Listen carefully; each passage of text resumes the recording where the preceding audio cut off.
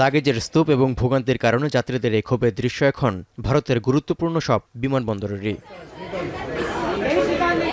টানা 4 দিন ধরে ভারতের ইন্ডিগো এয়ারলাইন্সের শত শত ফ্লাইট বাতিলে এমন পরিস্থিতি তৈরি হয়েছে। এরই মধ্যে 20 বছরের রেকর্ড ভেঙে বৃহস্পতিবার একদিনেই 550টির বেশি ফ্লাইট বাতিল হয়েছে বিমান সংস্থাটির, যার মধ্যে কেবল দিল্লি বিমানবন্দরেই বাতিল হয়েছে 172টি ফ্লাইট। স্বাভাবিক অবস্থায় দৈনিক 2300 ফ্লাইট পরিচালনা করত ইন্ডিগো, কিন্তু বর্তমানে উদ্বেগজনক হারে ফ্লাইট বাতিল হতে থাকায় বিশৃঙ্খলা দেখা দিয়েছে দেশটির প্রায় সবকটি বিমানবন্দরেই। চরমে পৌঁছেছে যাত্রী ভোগান্তি। बोला कि कैंसिल हो गई, बस इतना ही बताया। बाद में कुछ बात ही नहीं करते ये लोग। कैंसिल हो गई उसका वैसा ईमेल आया और मैसेज आया।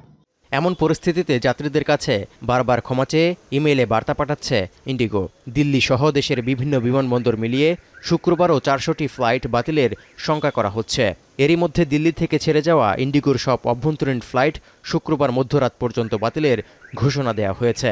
এমন পরিস্থিতির জন্য পাইলট ও জনবল সংকটকে দায়ী করছেন ফেডারেল অফ ইন্ডিয়ান পাইলটসের সভাপতি ক্যাপ্টেন CS রন্ধাওয়া।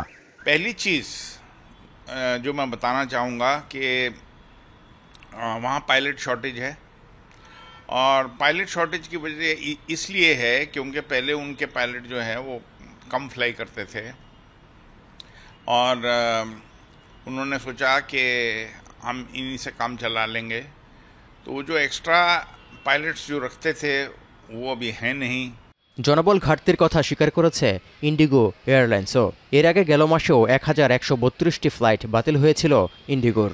এমন পরিস্থিতিতে যাত্রীদের ভোগান্তির কথা চিন্তা করে 8 ডিসেম্বর থেকে ফ্লাইট সংখ্যা কমিয়ে আনার সিদ্ধান্ত নিয়েছে সংস্থাটি।